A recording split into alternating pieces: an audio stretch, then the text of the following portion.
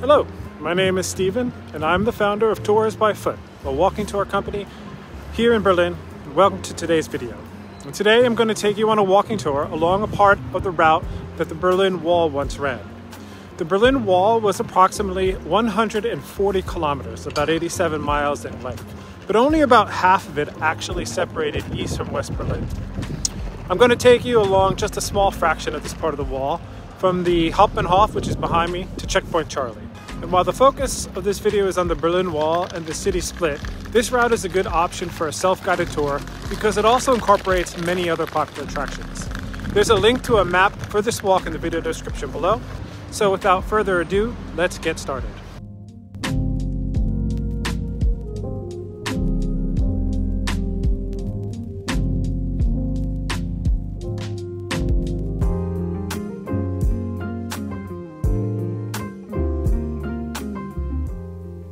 Just in front of you is a small basin called Humbolthafen. It connects the river Spree, which is behind me, with the canals to Spandau, a western district of the city. The border between East and West Berlin was frequently defined by water, and for approximately 30 years, the Berlin Wall butted up to the river on the right side of the screen. The buildings directly to my right were not here at the time. What today is Berlin's main train station, Hauptbahnhof, was West Berlin, then still mostly wasteland following World War II. And on a sad note, the first victim, at least a deliberate victim, met his death here, just 12 days after the border closed. Gunther Liffen, a 24-year-old tailor who lived in the east but worked in the west, attempted to swim across to the British sector. However, he would be gunned down by East German border guards. More on the victims of the wall in just a bit. Moving on.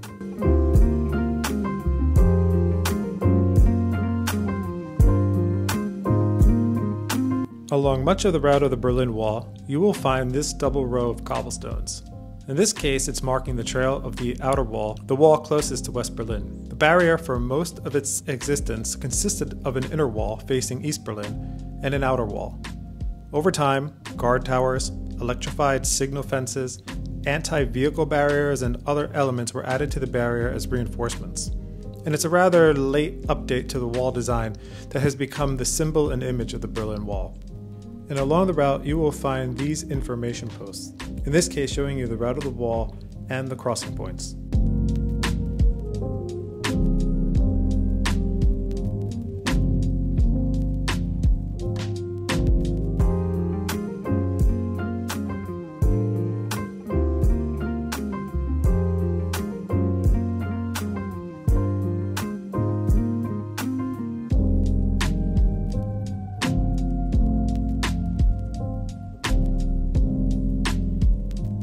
The building on the opposite side of the Spree is the Paul Loeb House. It houses the committee offices of the German Parliament, the Bundestag. On this side of the river is the Marie Elisabeth Luders building, which houses the library of the Bundestag. There are two bridges crossing the river, the lower one for pedestrians and the upper one for government staffers. The bridges, the two buildings, along with the Kanzleramt to the west, are all part of the Bahn des Bundes. All three are aligned on an east-west orientation, symbolically reuniting East and West Germany.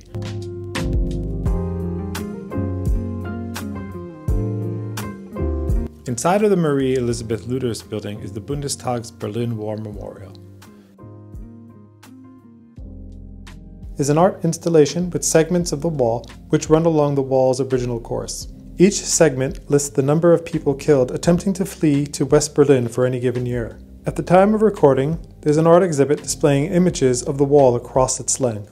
These photos were taken by border guards to aid engineers in eliminating weak spots in this infamous border system. There are also photographs of guard quarters and watchtowers, as well as various escape tunnels.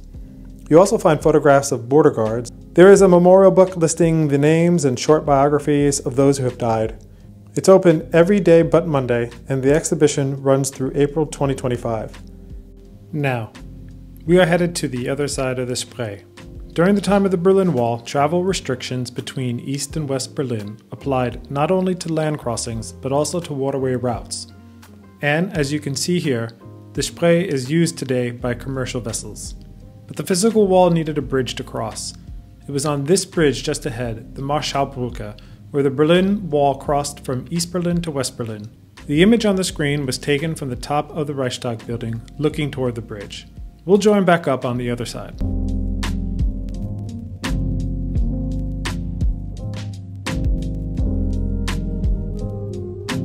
And here we have an art installation by an Israeli artist, which consists of 19 glass panels, each about 3 meters in height. On each of the 19 glass panels is one of the fundamental rights outlined in the original version of the German Basic Law from 1949. There is a recurring theme in both the architecture and art around here, and that's transparency. Transparency is an important symbol considering Germany's 20th century history. These glass panels are located in front of the campus of the Jacob Kaiser House, which houses offices for the Bundestag. These offices connect via underground tunnel to the Reichstag and other Bundestag buildings. And a quick side note concerning World War II history, part of the campus includes the palace of the Bundestag president. Nazi politician Hermann Göring moved into this palace in 1932. And one of the theories for the burning down of the Reichstag the following year is that Göring allowed SS troops to use the then little-known corridor to surreptitiously enter the Reichstag to set fire to it. But that's for another video. These white crosses are a memorial that were originally erected in 1971 on the 10th anniversary of the Berlin Wall's creation to honor the refugees who had lost their lives up to that point trying to escape from East to West Berlin. Today the crosses have names on both sides except for one, which honors the unknown victims of the Berlin Wall, most of whom were shot or drowned. All in all, roughly 140 people lost their lives in an attempt to cross the border fortifications inside of Berlin, and almost 600 or so in total trying to leave the GDR along its entire border. On the other side of the Reichstag, along the road to Brandenburg Gate, is another set of white crosses, which we will see shortly. This small red brick wall was transported here as a gift of the Polish parliament to its German counterpart. It's a section of a larger wall located in the port of Danzig. It's from this very same wall on which Lech Walesa stood to start an illegal strike before forming the Solidarity Trade Union. He was a leader in the pro-democratic movement which ended communist rule in Poland in 1989.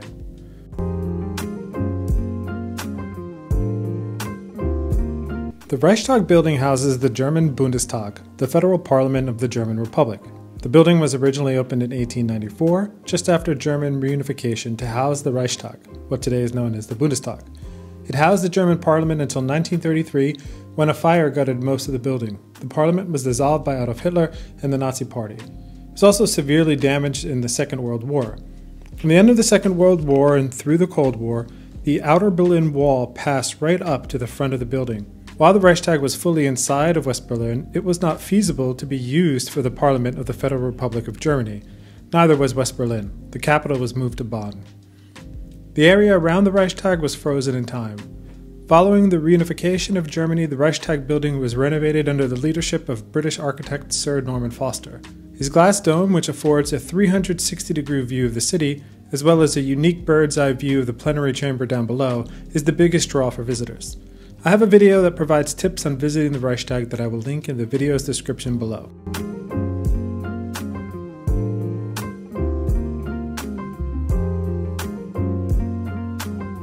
The white crosses that we previously saw along the River Spree are part of the official memorial to victims of the Berlin Wall.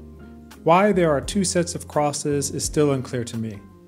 The official memorial was moved here during the reconstruction of the government quarter following reunification.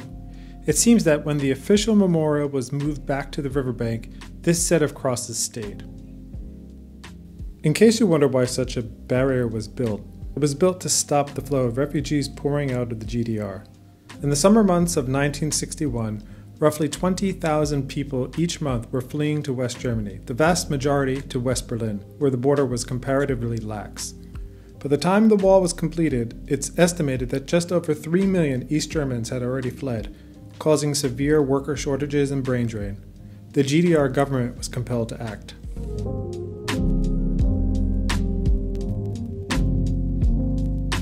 The Brandenburg Gate is arguably the symbol of Berlin. This structure dates back to the 18th century, and it's the only gate that survives from Berlin's old customs wall. Its name comes from the city of Brandenburg am Havel. I have a video on the Brandenburg Gate that I will leave a link to in the description below. After the construction of the wall in 1961, the Brandenburg Gate was within the exclusion zone and inaccessible from west and east alike. Following the war, it was one of several checkpoints between East and West Berlin, but it was closed once the wall was finished. As it can be seen from the west, the Brandenburg Gate became a symbol of the German partition during the Cold War and the desire for reunification. East Berliners were also able to see the gate, but from behind the inner wall barrier. In June of 1987, during a visit to West Berlin, the American President Ronald Reagan came here, to the western side of the Brandenburg Gate, and said, "Mr. Gorbachev, tear down this wall." And on November 9, 1989, a crowd totaling in the thousands descended on the Berlin Wall in front of the Berlin Gate. Now we are going to continue to follow the wall down its path along Strasse. A quick favor of you, if you're enjoying this video, please hit the like button, and if you'd like to see more content like this, be sure to subscribe. And leave a comment letting me know your thoughts on today's tour, as well as other content that you'd like to see. Now back to the tour. As I mentioned earlier in this walk, the area between the outer and inner barrier walls was occupied by guard towers, electrified signal fences, anti-vehicle barriers, and other elements like the death strip. This area between the walls has been known as no man's land, and since the fall of the wall, this no man's land has been put to various uses, both commercial as well as for public memorials. And here, just 300 meters south of the Brandenburg Gate, is arguably the most consequential reuse of no man's land. Officially, this is the memorial to the murdered Jews of Europe. However, it is more commonly referred to as the Holocaust Memorial. I plan to record a full video on the memorial. When it's ready, I'll add a link to it in the description below. Now, moving on to Potsdamer Platz.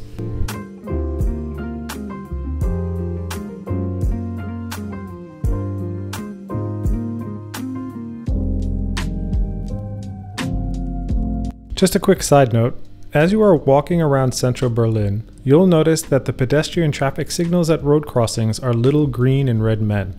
Unlike most cultural influences of the East, the Ampelmen with their cute hats not only survived reunification, but have largely replaced the old versions in West Berlin and even in some other West German cities. These beloved characters are quite popular souvenirs, and you'll see them all over the place. As I've mentioned previously, the route of the wall or walls has been interrupted by construction, public spaces, and buildings. But here you have a private restaurant, a cafe, that incorporated the wall inside of the restaurant. It's pretty cool.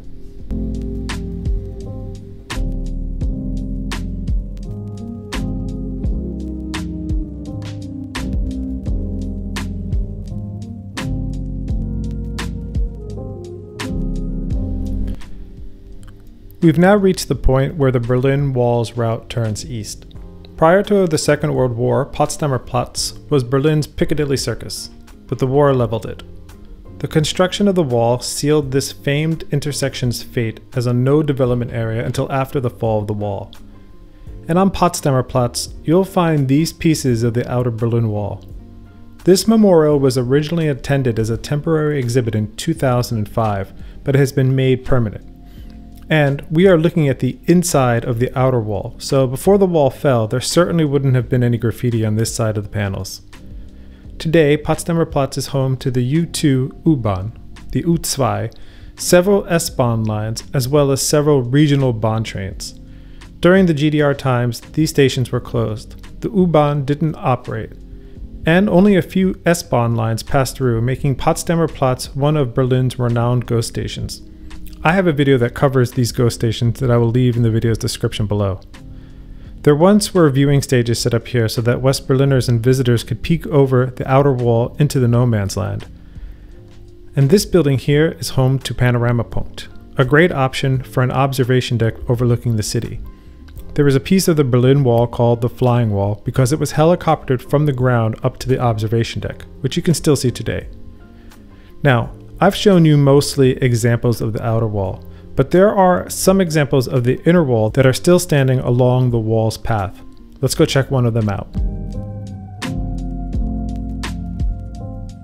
We are now inside of Leipziger Platz, where we find an example of the inner wall. Like the inside of the outer wall, this would certainly not have been painted during the GDR days. This particular work of art is the product of Thierry Noir, a French painter who moved to the Berlin neighborhood of Kreuzberg in 1982 and started painting the outer wall there. If you visit the East Side Gallery, then you will recognize that this piece resembles his larger piece there, titled A Homage to the Younger Generation. Okay, moving on.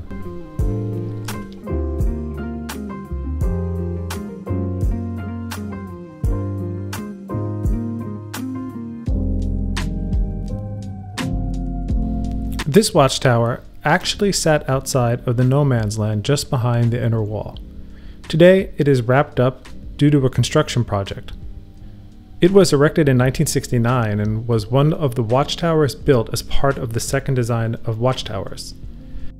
Like most components of the border fortification, the watchtowers were constantly improved upon and updated. This model would eventually be replaced by the more boxy style towers that are more connected with people's imaginations when it comes to the Berlin Wall. Now back to the wall route.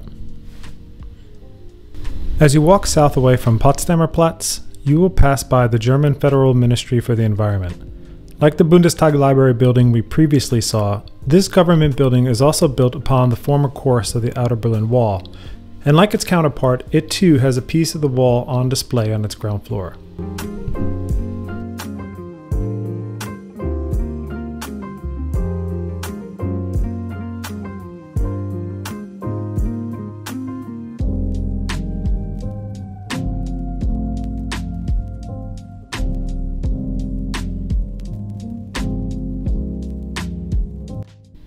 We are now headed east from Potsdamer Platz on our way to Checkpoint Charlie. And here we have a 200-meter long section of the outer wall. Aside from the East Side Gallery, this is the longest extant section of the Berlin Wall.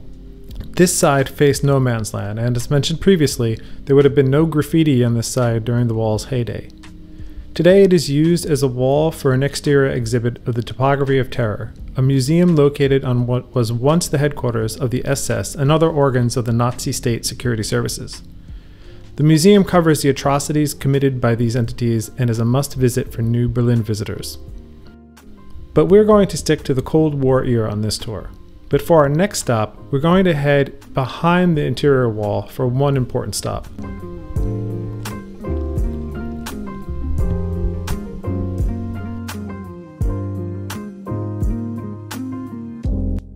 This enormous building on our left that we are walking along today houses the German Ministry of Finance. It originally housed the Nazis' Ministry of Aviation headed by Hermann Göring and is one of the few Nazi administrative buildings to have survived the war. During the GDR days, this was the headquarters of the House of Ministries, where the decisions of the East German government were put into practice. And it is here that you will find an amazing 18-meter long mural that was finished in 1952. It consists of porcelain tiles from the Saxon region of Germany and presents cheerful depictions of agrarian, industrial, and artistic life under socialism in East Germany. But the happy days didn't last long, as the workers' strike the following year quickly turned into an open revolt involving millions of protesters throughout the GDR, which reached the doors of the House of Ministries.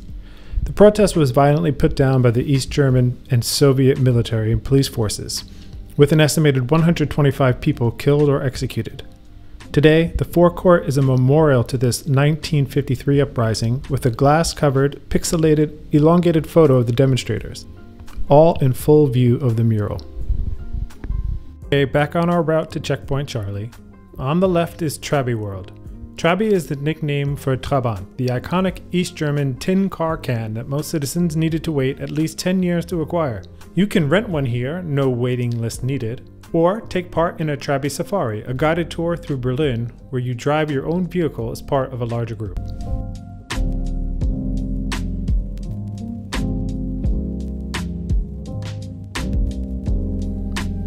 And here on the right side is the Trabi Museum, where you can see all of the Trabis that were made from 1958 to 1991, including a camper van version.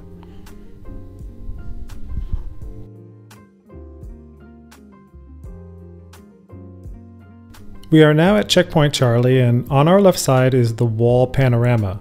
The Wall Panorama is a 360-degree theater that shows everyday scenes of the West Berlin neighborhood of Kreuzberg on a random autumn day in the 1980s. It's a look into a world that no longer exists on either side of the barrier. Checkpoint Charlie was Berlin's best remembered crossing point between the Communist East and the American sector of West Berlin. The two lesser-known American sector crossing points were Checkpoint Alpha and Checkpoint Bravo.